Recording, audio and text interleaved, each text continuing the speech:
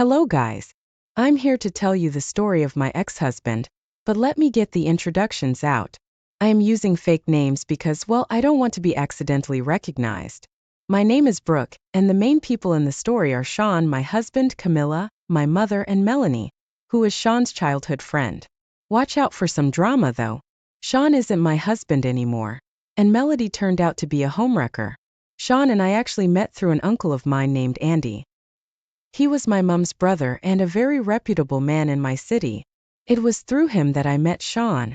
I was fresh out of college and Sean was employed at a company that my uncle's friend owned. We met at a party and quickly became friends. He seemed very curious about me when he first met me. He said, "Are you related to Andy by any chance? You look familiar, but I know he doesn't have a daughter. I have checked before." "You are right. I'm not Andy's daughter, but I am related to him. He's my mom's brother." "Oh, so you are the lucky girl who will get all of Andy's wealth. Gosh, I am so jealous of you. We have been dying to meet you actually." Back then I thought that his comment was somewhat weird and inappropriate, but I overlooked it thinking that it may have slipped out by mistake. I laughed it off and pretended like it wasn't a big deal. Yes, most people knew about my impending inheritance from Andy. He was unmarried and had no children, so he had willed it to me. I was staying close to him to learn everything from him. I had a job, but still helped around his estate. So when Sean mentioned knowing about my inheritance, it didn't strike me as odd. I should have been more careful, guys. I was young and fresh out of a bad breakup. Sean was actually a very respected man who was loved by the whole community near us. So I was also easily swayed by his sweet talk. The only problem I had with him was his childhood friend, Melanie. She was very rude to me and often interrupted our dates. When I talked to Sean about it, he said, "Melanie is like that, Brooke. You know, she's my childhood best friend. We also work together, so we are super close." "I understand that, Sean, but she is super rude to me. I think she likes you or something. It makes me super uncomfortable. Please tell her to stop interrupting our dates and being rude to me. Don't be so harsh on her, Brooke. She's single and lonely. She just wants to hang out with us. I can't change her behavior, but I will talk to her about it." Well, he never did because Melanie continued to be a pain in my butts. Sometimes she would get out of her way to be sweet to me, but most of the time she made fun of me and insulted me. Sean always told me to adjust with her. Guys, I tried, but Melanie hated me. It became much more apparent when me and Sean got married. Melanie said, "Just because you married him, that doesn't mean he is yours. I am and always will be his first priority. He'll always choose me over you. Melanie, I'm tired of being nice to you.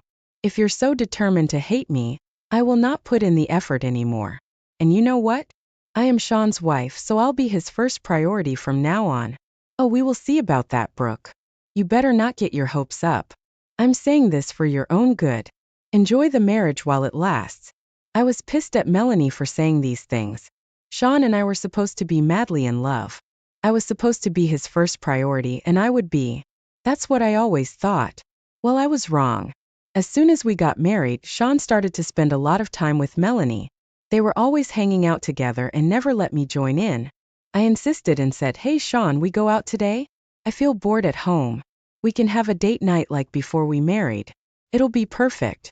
"I'll pass, Brooke. I'll be going out with Melanie. Don't wait for me. I'll have dinner with her." "But it's been so long since we've had a date. Sean, we've been on 2 dates in the last 3 months. At least take me along with you. How can you be so selfish, Brooke? You're at the house. I can see you all the time. Melanie is alone and doesn't have anyone. She needs me more. I can't bring you along. She feels uncomfortable because of your hostility towards her." Yes, that's what my husband had to say about me. Readers, despite all the red flags, I stayed married to him for 10 freaking years. I don't know why I did it. By the end of 2 years, Sean was already checked out of the marriage. I begged and pleaded to go marriage counseling. I didn't want to be divorced, but Sean never listened. By the end of 10 years, I was slowly starting to realize that Sean might be playing me. So I decided to check his texts with Melanie one day. I tried my best to get his passcode and snapped through his messages. This is what I found. "I hate keeping our relationship secret, Sean. I hate Brooke and seeing you with her breaks me. How long do we have to put up with this act? Don't worry, Melanie. It's only a matter of time. Brooke's uncle is very sick, won't be alive for a long time. Once he dies, most of his assets will go to Brooke. That man loves my wife like his own daughter. But what does it have to do with us, Sean? I don't like to be your mistress. I want to marry you and have a family with you. I want that too, dear Melanie. I have plans for Brooke. I'm going to put my hands on her inheritance. Once she gets the money, I'll ask for a divorce. I'll say that she's a horrible wife and abuses me mentally. Everyone will believe me because they think I'm a good man. In the divorce, I'll get half of it. We'll have a great life with the money. Oh my God, this is your plan? I doubted you for nothing. You really think about our future a lot. I hope Brooke's uncle passed away soon. That witch will lose everything at one go. Oh, he'll be hilarious. I can act like the childhood sweetheart who heals your broken heart. People call us the ultimate couple. The way they talked about me made my blood boil. I thought that finding proof of their cheating would break me inside, but it just made me super angry. I had my doubts about the two of them for a while, but Sean was manipulating me into thinking that I'm crazy. All these texts between them made me feel victorious. I have had enough of being manipulated and treated like crap. I was done. I quickly took screenshots of their texts and saved them on my phone. I then deleted those screenshots so that Sean doesn't suspect anything. Then I went straight to my mom for help. I knew that I didn't have the mental stability or patience to execute a solid plan for revenge. I needed my mom. I went to her place and showed her everything. She was shocked and said, "I can't believe this, Brooke. Your husband really is a vile and disgusting person. I thought he was a good guy, but he's a freaking snake." I know, Mom. Everyone thinks he's such a great guy. At this point, I'm not even sure anyone would be on my side if I leave him. You know what? You think he's cheating on you and using you for money, right? I'll bait him into revealing his true face. That way you can get rid of him and everyone will know what a piece of crap he is. That is a great idea, Mom. He thinks he can get away with manipulating me. He has it all wrong. I will show him who he has messed with. He will regret this. That's my girl. Let's just go over the plan and make sure we don't miss anything. You will get this opportunity just once. We have to be careful. So me and Mom went through all the details of our plan. I knew for a fact that Sean was cheating on me and using me for money, but I couldn't prove it in any way. But now I finally have a solid plan to catch him in the act. I decided to execute my plan at our 10th wedding anniversary. We had already planned a big celebration and everyone, including Melanie, would be there. It was my perfect chance to ruin them in front of everyone. The day of the anniversary came and we were all having a good time. Sean was trying to sneak off with Melanie a couple of times, but someone or the other was interrupting him. Honestly, it was hilarious to see how hard he was trying to make a good impression on people by entertaining everyone. In a few minutes, everything will come crashing down around him. Just a little before we were due to cut our cake, my mom came up to Sean and said, "Hey Sean, I see that you're busy, but I was wondering if you could spare a few minutes for me. I really need to attend to the guests here. Can this wait, Camilla? I'm afraid I need to talk to you right now. It'll only take 5 minutes. Brooke can stay here and entertain the guests." "All right, then let's go. I'm curious to know what you want to say." Sean and my mom left to go to the balcony. I knew for a fact that my mom was recording the conversation. It would be fun to see his reaction when Mom baits him. I patiently waited while mingling with the guests. My friends had been briefed about the situation, so they knew what was coming. In a matter of minutes, Sean and my mom were back. When Sean was back, he looked really pissed.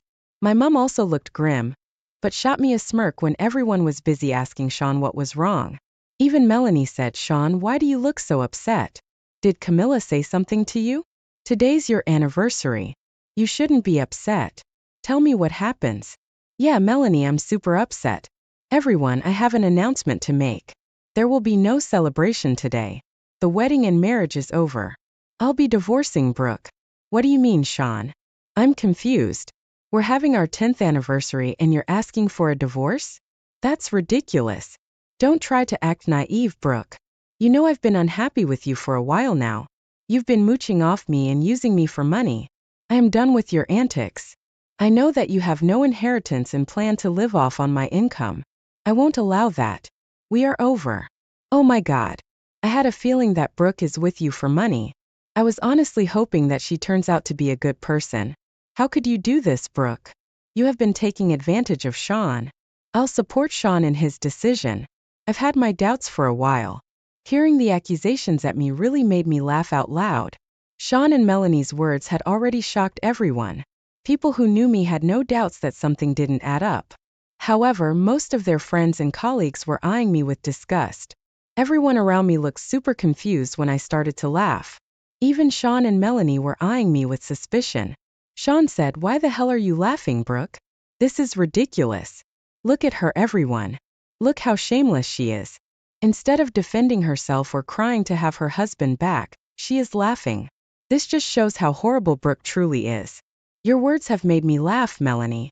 You and Sean do make a great team, to be honest. And why the hell would I cry to have my cheating and gold-digging husband back? I'm not that stupid. How dare you level such insane accusations against me? Everyone here knows how respectable I am. I work at a prestigious firm and have a great yes. Why are you trying to ruin Sean's reputation? You're such a witch, Brooke. You want revenge against Sean for divorcing you? Oh, Melanie, I don't want revenge against Sean for trying to divorce me. In fact, I will happily give him a divorce if he asks for one. But I'll definitely take revenge for what the two of you have done to me.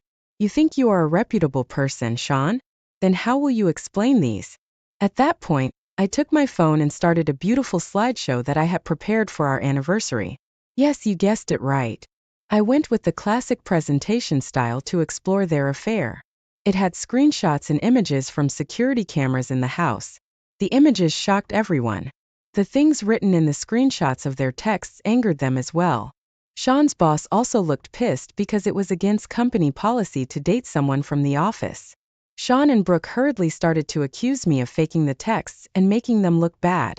They were desperately trying to get everyone to listen to them. But I had some extra ammo up my sleeve. They said, "All these are lies, people. Please don't believe this. Melanie and I are very good friends. She can't stand how close we are, so she's trying to spoil our images. Yes, all these screenshots are fake. She's definitely hired someone to fake them and make us look bad. Brooke, why are you trying to destroy our reputation? You are a monster." Oh, really? Melanie and Sean, you two think these screenshots are fake? Well, people, if any of you have these doubts in mind, you need to listen to Sean's own words. Then I signaled my mom to take out her phone and play the recording. Sean looked extremely pale and was just about to stop my mom from playing the recording. But my mom acted fast and played it before he could do anything. The recording played. "Sean, there is something that I need to tell you about Brooke. I thought that it was important that you know." "What is it, Camilla? Tell me now. You're wasting my time." "It's about Brooke's inheritance from her uncle." "You should have said that before." "Is he dead already? When will we get the money?" "Well, that's the thing, Sean. My brother has changed his will. He will be leaving everything to another cousin. Brooke is pretty stable, so he's not giving her any money." "What? Brooke is not getting the big inheritance? You can't be serious. You can't just tell me that I spent 10 years with that witch for nothing. How can you call my daughter a witch, Sean? She is your wife. You need to show her some respect. Don't you love her?" "Why would I love her, Camilla? Your daughter is a good-for-nothing woman. The only reason I married her was because I knew she had a huge inheritance coming. If I had known that Brooke won't ever be witch, I would have married Melanie long back. So, it is true your affair with Melanie. You've been cheating on Brooke. How could you do this to her? She loved you." "Well, I don't care if she loves me. She's useless to me now. You know what, Camilla? I will show Brooke her place today. I'll tell everyone that I'm divorcing her, that she is a gold digger and has made my life hell. Your daughter deserves to be treated like the crap she is." Mom stopped the recording and let everyone come to terms with what they had just heard. I won't lie, guys. I did feel very hurt and embarrassed by the way Sean spoke about me.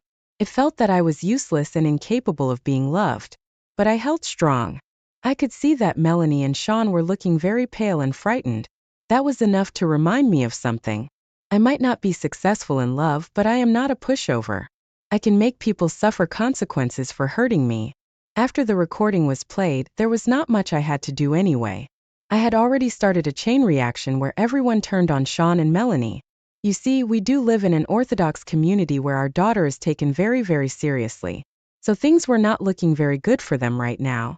People were beating them for their behavior and all of them stood in support for me. My friends added fuel to the fire by relaying all the way Sean neglected me in the marriage. It was the perfect day for me, the best anniversary I had with Sean, and it would be my last because I had one more surprise waiting for him.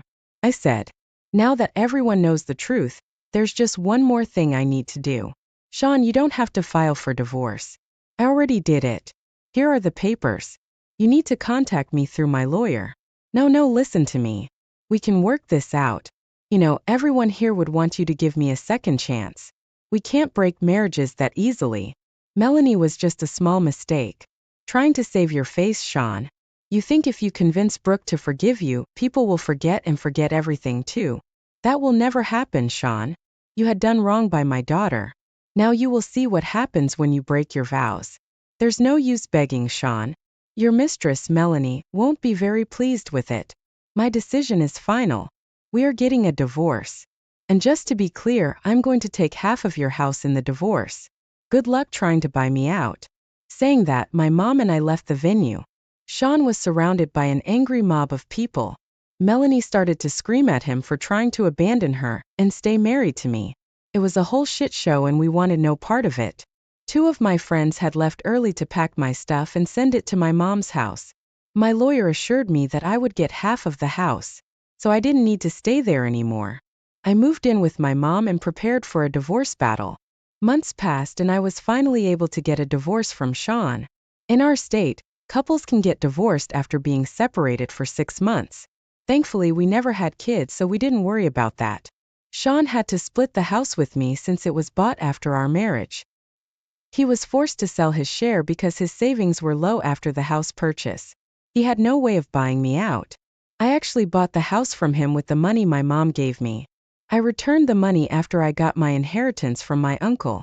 The inheritance did come free, but not before me and Sean got divorced. With great care, we were able to keep my uncle alive for a while longer. It was another slap in Sean's face since he wanted my uncle gone soon. Let's talk about Melanie next. Well, Sean did try to get back with me after I filed for divorce. He wanted to preserve what little image was left of him.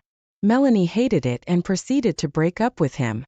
Sean didn't care because they had other things to worry about. Shortly after we got divorced, their boss fired them from work. He was actually a good friend of my uncle and understood the situation. He kept Sean employed till the divorce so that he can't claim alimony from me. So Sean and Melanie have broken up and I have been fired from their jobs. Last I checked, Sean was planning to move to another state since I'm known in the family to be a control freak about preparing food. In fact, in my family there are 2 dinners in the year that all members come, all 30 people. And before I took over, all dinners were extremely late. There was always some problem with seasoning or poor preparations. I'm organized and for every meal, I have a spreadsheet with everything I need to make a huge-scale dinner. First, they didn't respect it. Still, after seeing that my method was useful, everyone joined in and allowed me to be the head of the organization. Since then, dinners have been ready on time and everyone praises and repeats the dish. Not very common. It takes 1 to 2 days to prepare meals. I don't ask them to help me because I know I'm serious with organization. But if the person wants to, I ask them to respect the process. Another fact, my mother was a cook for 1 year and my sister-in-law is studying gastronomy. The situation, Sunday was the half-yearly dinner and I was the head as usual, would help me, my sister-in-law, mother, aunt and uncle. This would be sister-in-law's first family dinner and she offered to help. During the preparation, my mother started to do several things wrong. And every time I said something, she said something like, "Stay calm, a wrong thing will not lead to anything." The problem is that she did so much wrong, skipping so many necessary steps in the food that most things I had to redo or give it a second look. She continued to help even though I said it wasn't necessary. Finally, I broke down when I just commented something about the steps with my sister-in-law, and she corrected me. I was going to comment, but my mother said, "I think you better cool off in the pool and let those with experience sort it out." I accepted, grabbed a glass of wine, took the spreadsheet with me, and spent the whole day in the pool, ignoring when asked to return. So dinner was late, poorly seasoned, undercooked, and no one had a second dish. My mother later said I ruined dinner and humiliated our family in front of relatives in revenge. I shouldn't take that seriously because it was just a silly family joke. By the way, I love making these dinners. And yes, my mother's and sister-in-law's behavior is common. Am I the idiot? Edit. Examples of what she did wrong. She put too much salt on one of the meats, which was inedible. There had to be 10 of something for the food and she cut it in half because it was too much. It wasn't. Also, she started to make rice very early and we used the pan first for other food and the rice was last because it was the biggest and heaviest pan.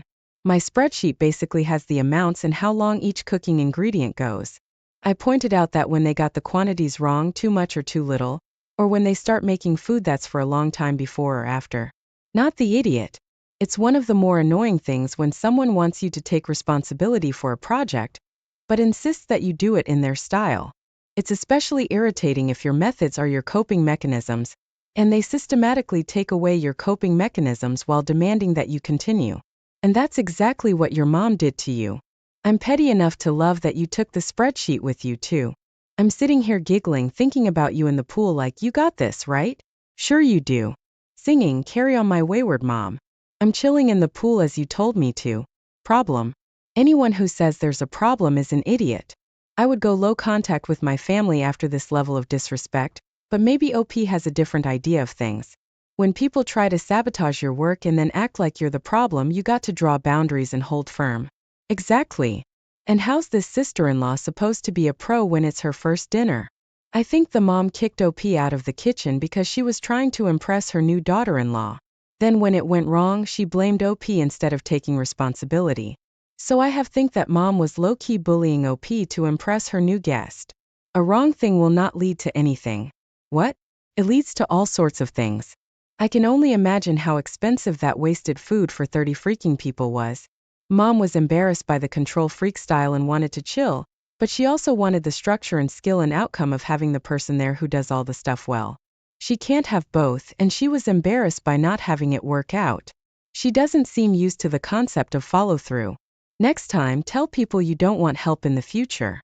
Tell them you're happy to cook, but if you're cooking, you're doing it alone. Otherwise, everyone else can bring their own dish. I'm 29 female, a university professor/researcher. My research focuses on maternity law and society. More recently, I've been diving deeper into how one of the repercussions of the child-free movement is the segregation of mothers. My family obviously knows what I do. My sister, 26, is getting married and is choosing to do a child-free wedding. Fine enough. She announced her choice to the family a few weeks ago. I said nothing. This weekend, a few cousins and close family members and I went out to brunch. My sister, out of the blue, asked me what my thoughts are about her child-free wedding.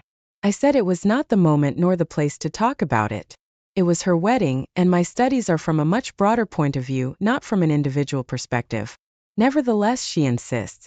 She says she won't be upset, and now a few others want to hear what I have to say. Okay then. So, I explained that from my research I found that child-free community events like birthdays and weddings have a bigger impact on mothers. How child-free events often burden the mother, the ones expected to care for the child, to stay away from them, excluding not just children, but women from participating in the social life of the community they're a part of.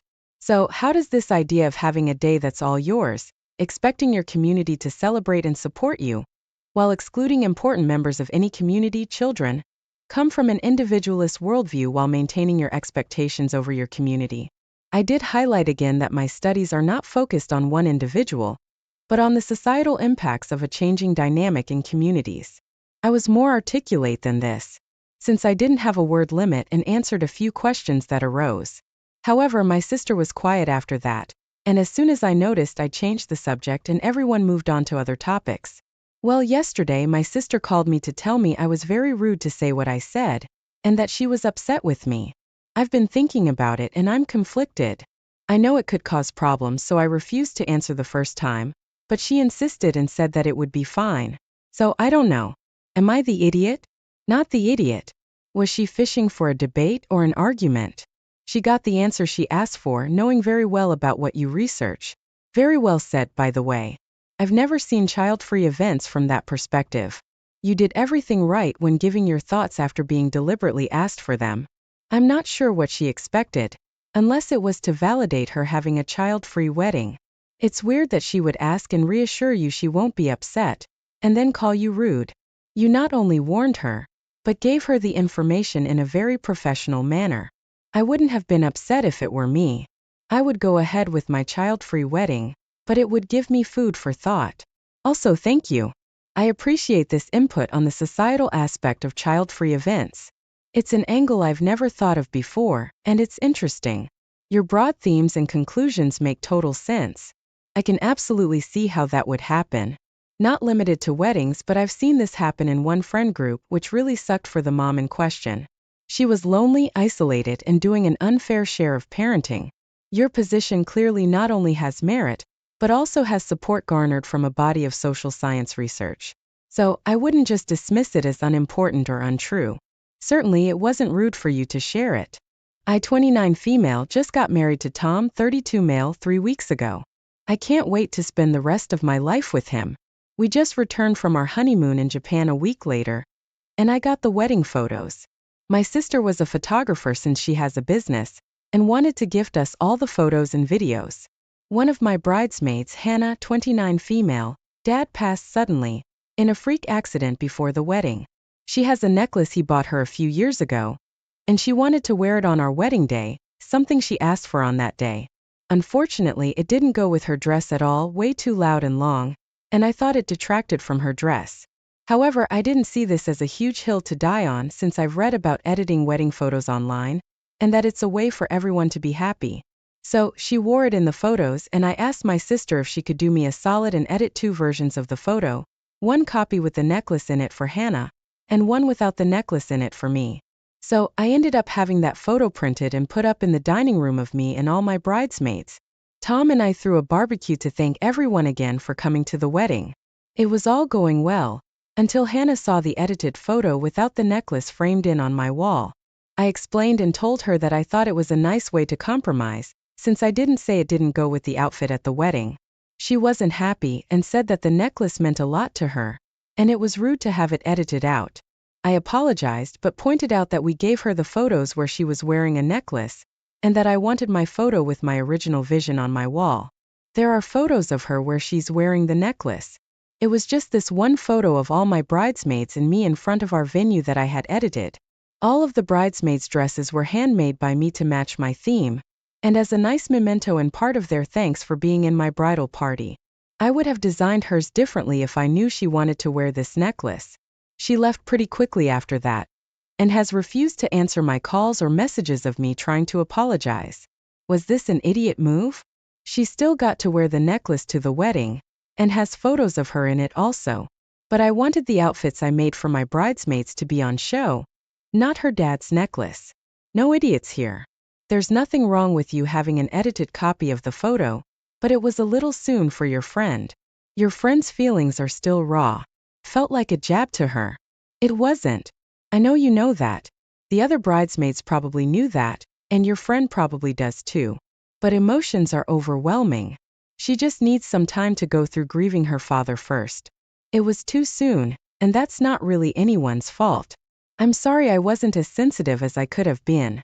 I got so lost in my own joy that I didn't stop thinking about how much you're grieving. I hope you can forgive me. Would you like to talk about your dad? Sometimes apologizing doesn't mean you've done something wrong. It's an acknowledgement that someone has been hurt, and their emotions are all over the place. If it's an important friendship, swallowing pride and reaching out can go a long way. Weird scenario, but for the last 2 months I, 28 female, and my husband, 31, lived on my sister-in-law's property. We have an RV park beside our house, and we're using her electricity to run power. We have all of our meals with her, her husband, and her kids, and we also take showers indoors and do laundry. It is helping us out dramatically because we're able to save money for our home purchase. We couldn't save while we were in our rental.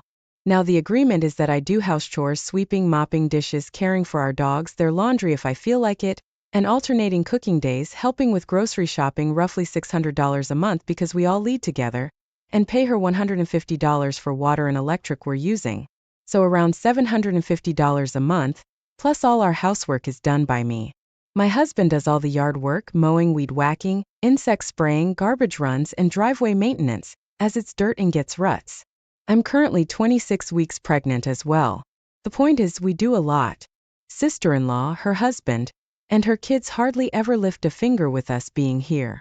Anyways, I'm currently not working, My husband owns his own business and is gone 40 to 50 hours a week and makes more than enough to provide all we need here, plus saving a significant amount for a house. He doesn't want me working while pregnant. I have hypertension, so I left my job 3 months ago. Well, lately my sister-in-law's been sending me job alert after job alert, easily 8 to 10 plus a day. She's been dropping hints constantly. Every time we go anywhere, she'll be like, "These guys are hiring, I can grab you an app." I always say no, I do not need to work right now as I'm contributing well beyond my means already and my husband doesn't want me working right now. So she drops it, but then continues to send me the alerts. Yesterday I was kind of fed up because sister-in-law asked me to do a lot more yesterday and I was just exhausted. So I was cleaning, doing all their laundry and scrubbing walls because they had a party planned. And she sent over an alert for a cleaning position and I lost it. I responded with, "Okay, I will get a job, but that means you'll have no one to clean your dirty underwear and scrub your walls for you and I will not be doing anything but my portion of the chores around here." She responded, "I'm just trying to help. There's no need to be nasty." My husband is on my side. Am I the idiot? Edit. We have talked about it. I thought the same thing, her being fed up with our arrangement. But my sister-in-law has clarified that she wants us here and doesn't even want us to buy a house, to the point of her talking about converting her barn into an apartment for us and making big plans for it without actually getting a yes from us. She says this is her way of helping, sending me job alerts because she feels that two people need a job because she's resentful of her husband for not working. Not the idiot. The last line is what this is all about. So her hubby is just sitting on his butt. Oh, she has a lot of anger. You guys need to move, even if it's to a fan camp situation that has hookups. What does she expect to happen when you give birth? This situation is going to get worse. I'm not even talking about the job alerts. This isn't healthy. You guys need to get out of there. Of course sister-in-law wants you there. She'll lose her indentured servant if you leave. You've been there for 2 months and you already pay for a good chunk of their food, do most or all of their chores, pay your utilities, etc. This is ridiculous. They're using you to help them with their finances and housework. You have a high-risk pregnancy. None of this is good for you. Exactly. OP, for $750 a month, you can rent a spot for your RV, likely with extra accommodations that benefit you, instead of sister-in-law, without the headache of dogs, cats, kids, secondhand smoke, and her lazy butt husband. Look after the little one and your own well-being, mental and physical. You're not the idiot. I kind of feel sorry for sister-in-law. It sounds like she's projecting and maybe even mentally struggling, but you can be supportive from afar. My wife has a young teen daughter from her first marriage. She calls me by my first name as she has a very present and active dad. My wife and I also have a toddler daughter and an infant son. Originally, my daughter was calling me daddy, but recently she's been calling me by my first name. I let it go for a bit, but after a few months it wasn't ending. I know it's innocent and she's only doing it because her sister is. I don't make a big deal out of it. For example, if she says, "Can I please have some juice, Justin?" I'll respond, "Daddy'll get you some juice." I've gently told her before that I'm dad or daddy. Her sister calls me by my first name because she already has a dad. I'm not offended by this at all. I get it's normal. I just want to correct it now before it becomes a habit and it never ends. Especially as we have a younger child who will soon learn how to talk. My wife thinks I'm overreacting and should just let her call me whatever she wishes. She claims if our kids called her by her first name she wouldn't care, but they never have. So it's easy to say. I'm not on a power trip. I just think it's okay to want to be called dad. As long as I'm gently correcting her and not making a big deal, it shouldn't matter. The other night, my daughter asked for something using my first name. I said, "Dad will get it." And she corrected herself saying, "Oh yes, please daddy." My wife rolled her eyes and said I had broken her spirit. Was I wrong to gently correct her for this? It's completely innocent.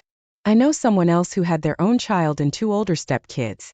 Little ones are too young to understand familiar relationships fully.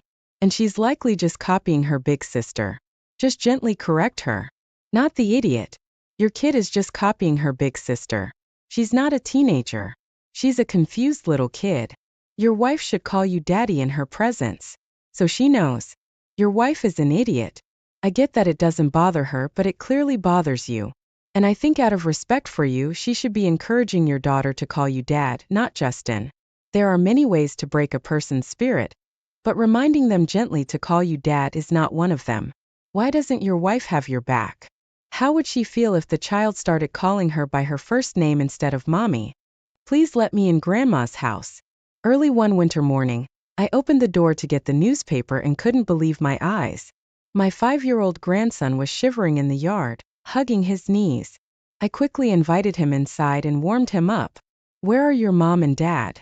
They went to Hawaii with my sister. They said I would be a nuisance. I was shaking with anger at the shocking words that came out of my grandson's mouth after his body stopped shaking. Why didn't they take my grandson with them? And what were they thinking, leaving him out in the cold like this? I swore to show my son and daughter-in-law hell for their terrible treatment. My name is Skylar, and I'm 58 years old. I'm still working as a nurse. I lost my husband to illness early on, so I raised my only son, Austin, on my own. I worked hard to make sure he had everything he needed and didn't feel miserable, because he only had one parent. I couldn't give him as much attention as I wanted because I was so busy, so I gave him everything he wanted. As a result, Austin was a little selfish and spoiled, which worried me. However, 6 years ago, he got married and became a wonderful father to his 5-year-old son William and 4-year-old daughter Isabella. His wife Abigail is a bit flashy, but she gets along well with Austin. Also, my 2 grandchildren are so cute that I can't help but love them. My son's family lives about a 10-minute walk away, and I thought I'd watch over them without interfering too much. We've maintained a good distance, so our relationship has been good. As a nurse, I have some savings and a decent income, so I've given them plenty of gifts and assistance at important times. As a result, I sometimes feel like my son and his family are taking advantage of me, but raising children is expensive, so I've overlooked some things. However, there was one thing that I couldn't help but worry about. It was the difference in attitude towards my son's children, William and Isabella. Especially, Abigail had been saying that she wanted a girl even before she got married, and it seemed that she was only fond of my granddaughter.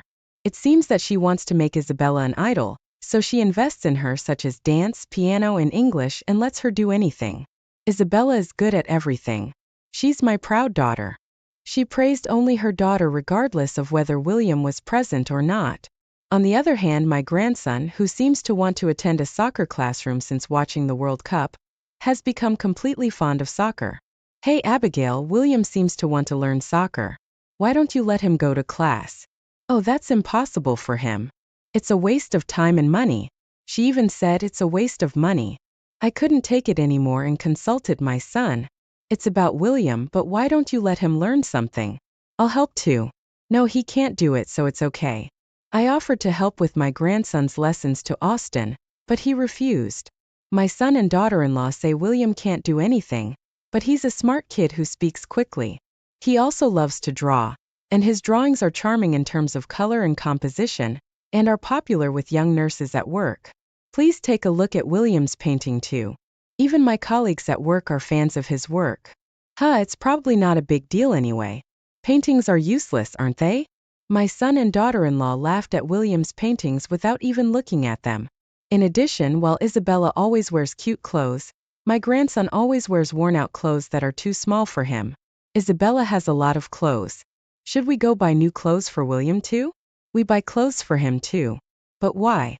Boys' clothes are all the same, and girls' clothes are glamorous, so there's nothing we can do.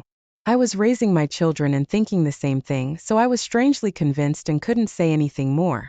For me, both of them are important grandchildren. I tried to treat them equally, but my son and daughter-in-law only loved Isabella, so I kept an eye on William. As a result, my grandson also adored me, and he sometimes stayed at my house alone. Would Isabella like to stay at Grandma's house too? My granddaughter immediately replied, I want to go. But my daughter-in-law immediately raised her eyebrows. No, Isabella. What if something happens? The siblings got along well, so my granddaughter wanted to stay over, but she was never allowed by my son and daughter-in-law. On another day when I was visiting their house. But raising children really costs a lot of money, doesn't it? Yes, but we'll manage.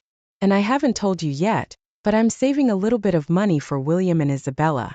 In fact, I had been saving money since they were born, and I intended to give it to my grandchildren when the time came. They shouldn't have relied on this, and I didn't intend to tell my son and daughter-in-law yet, but I accidentally let it slip out in response to Austin's weak statement. Then my son's eyes lit up. What? Is that true? Then just give me William's cash card so I can keep it for emergencies. But it's only for my grandchildren, and I can't give it to you yet. What the hell? There are times when I need it now. Just give it to me. I reluctantly gave him the cash card because of my son's forceful demand. I hope everything will be okay. And maybe this will prevent William from having a hard time. I hoped for the best and decided to keep an eye on the situation. But I never imagined that this card would put my grandson in even more trouble. It happened one early winter morning. When I opened the door to get the morning paper, I was shocked beyond words. My grandson was huddled in the snow, shivering with his knees hugged to his chest. William, what happened? My grandson slowly raised his head in response to my scream-like voice, but his eyes were vacant and his lips were blue. Please let me in Grandma's house. I thought I had to act quickly to my grandson's faint voice, so I picked him up and hurried him into the house. I immediately turned up the heat, wrapped William in a blanket, and gave him a warm cup of cocoa. Finally, his body stopped shaking and he calmed down. Where are your mom and dad? They went to Hawaii with my sister. I couldn't understand it right away. Hawaii? Didn't they take William with them? No, they said I would be a nuisance. Hawaii is not a distance that can be returned immediately. What are they thinking, leaving William alone? When did they go? About 3 days ago. I ate the bread they left me, but it disappeared quickly, and I was hungry, so I came to Grandma's house. Oh my! So William was alone all that time? My poor grandson spent the winter alone, without enough food or sleep. I immediately prepared breakfast and took my grandson to the dining table. He seemed quite hungry and was gobbling up the food while repeatedly saying delicious. I wish you had come here right away. Mom and Dad told me not to go to Grandma's house, but I couldn't stand it anymore. Sorry, Grandma. I was so angry at the terrible treatment that I felt like I was going crazy. William, you can relax now. You're fine if you're at Grandma's house. I decided that I couldn't leave my grandson to my son and daughter-in-law anymore, and decided to protect him. Afterwards, I took William to the hospital because I was worried about his health, but he was not in critical condition, although he was a little weak. Although I was relieved, I couldn't understand what my son and daughter-in-law had done, and I couldn't forgive them. I had always been worried about it, but I wanted to believe in them. I can't believe how poor William was treated. I vowed to make them suffer the same way they had treated my grandson. I took a week off and decided to investigate various things because I wanted to be with William. Then, when I had some free time, I suddenly had a question. Come to think of it, what about the travel expenses for their trip to Hawaii? No way, I had a bad feeling, so I checked the balance of the cash card I had given to my son, which had decreased by about $10,000. I was convinced that it was used for the travel expenses, so I got angry and withdrew all the remaining balance so that William's important savings would not be used anymore. The account is empty now. I wonder what will happen. Then, I decided to consult someone to take custody of my grandson. Honestly, I was worried about whether William could live with someone other than his biological parents, but I was relieved that it seemed possible.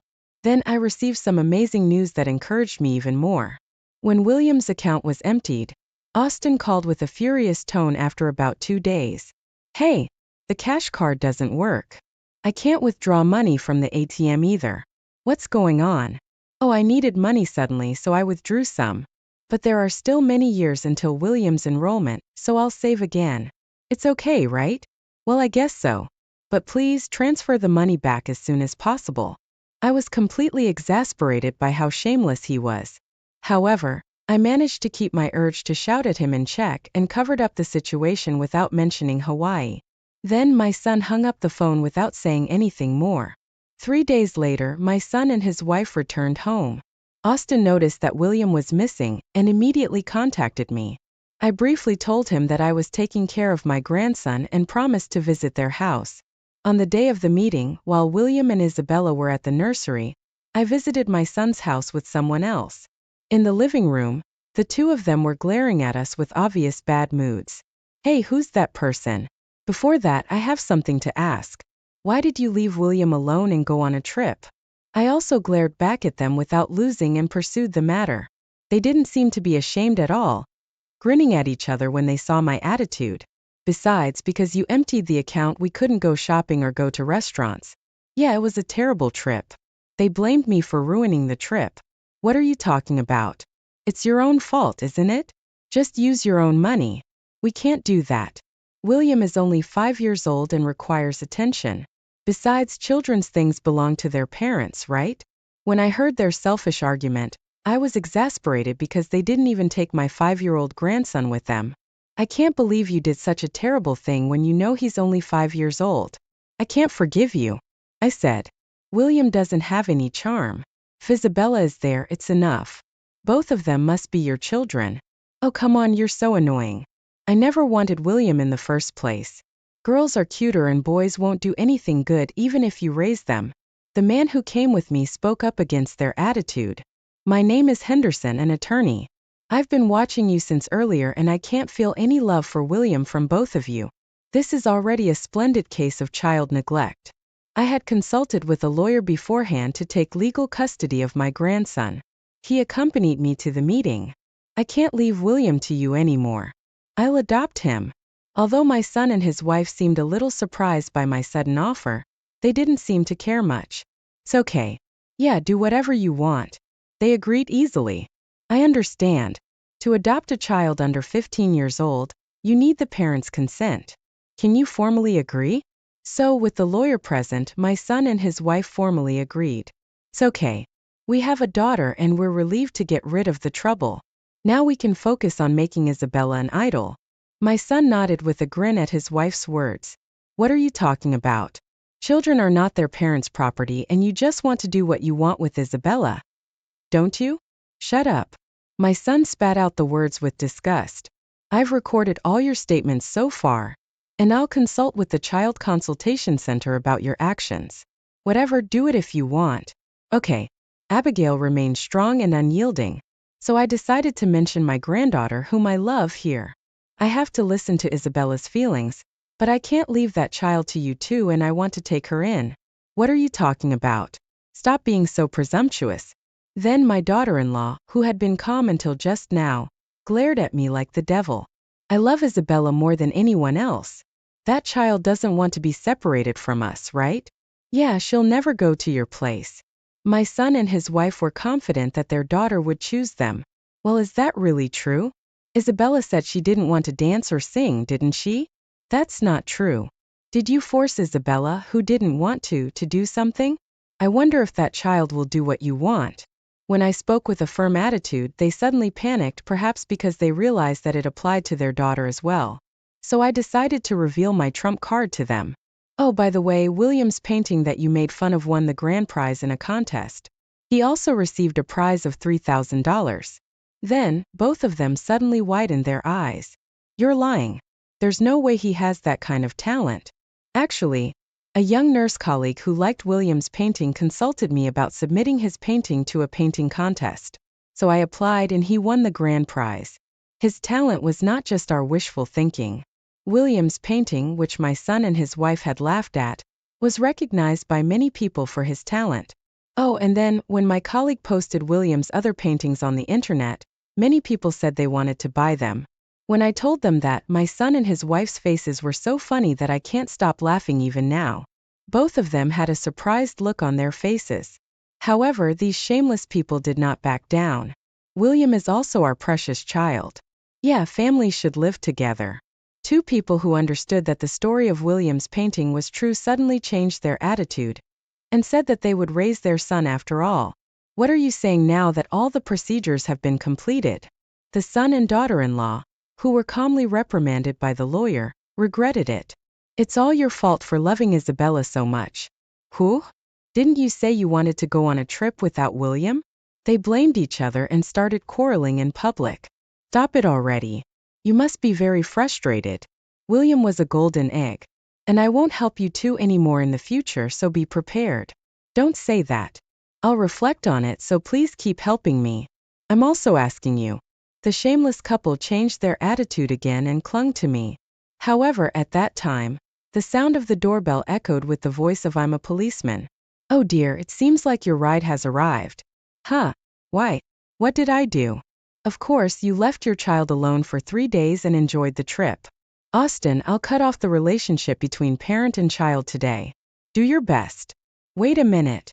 I brushed off my son's hand. handed them over to the police, and left my son's house with the lawyer.